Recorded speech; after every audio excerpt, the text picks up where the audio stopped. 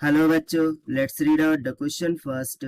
Calculate the pressure in ATM required to compress a gas adiabatically at atmospheric pressure to 1/3 of its volume given gamma is equals to 1.47, जहाँ पर gamma क्या है, adiabatic process का constant होता है, right? So let's start with this solution, but before of that let's talk about the key concept which we are going to use here for this question. So यहाँ पर adiabatic process की बात हो रही है.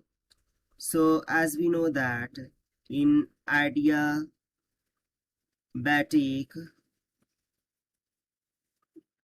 adiabatic process जो equation होती है that is PV raised to gamma, this is nothing but is equals to constant. ठीक है, ये क्या होता है, कांस्टेंट होता है. तो सबसे पहले तो क्वेश्चन बोल के आ रहे हैं कि हमें कैलकुलेट करना है प्रेशर इन एटीएम यानी कि एटमॉस्फेरिक प्रेशर. इसको अंतिम प्रेशर कैलकुलेट करना है जो कि रिक्वायर्ड है कंप्रेस करने को किसी गैस को एडियाबेटिकली. ठीक है, और उसके लिए गामा की वैल्यू गिवन है 1.47 की इक्वल. ठीक है, सो देखिए यदि मैं क्वेश्चन के थ्रू जाऊं तो सबसे पहले तो गामा कितना गिवन है 1.47. उसके बाद इनिशियल प्रेशर यदि मैं मान लूं पी आई, सो वो हमें 1 एटीएम के इक्वल गिवन है. ठीक है, सिमिलरली यदि मैं मान लूं कि वी आई ये इनिशियल वॉल्यूम है. ठीक है, इनिशियल वॉल्यूम है. सो वी आई बाय 3 ये क्या हो जाएगा, फाइनल वॉल्यूम हो जाएगा. Sorry, this is volume, right.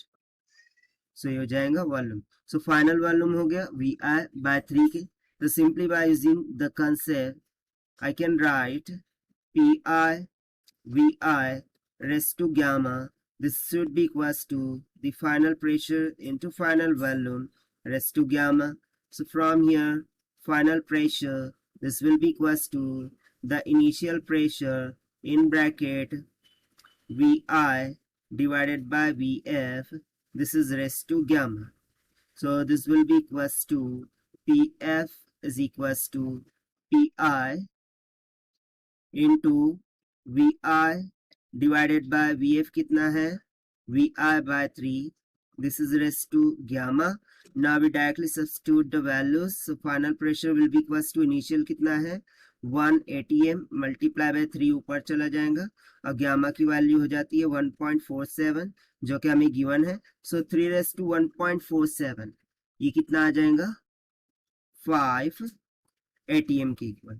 So simply जो फाइनल प्रेशर है वो हमें कितना मिल गया 5 atm के इक्वल, जो कि हमसे पूछा गया था through out the question. This we have found by using the adiabatic process equation P V raised to gamma is equals to constant concept. So this is the required solution. I hope you understood well. Best of luck. Thank you.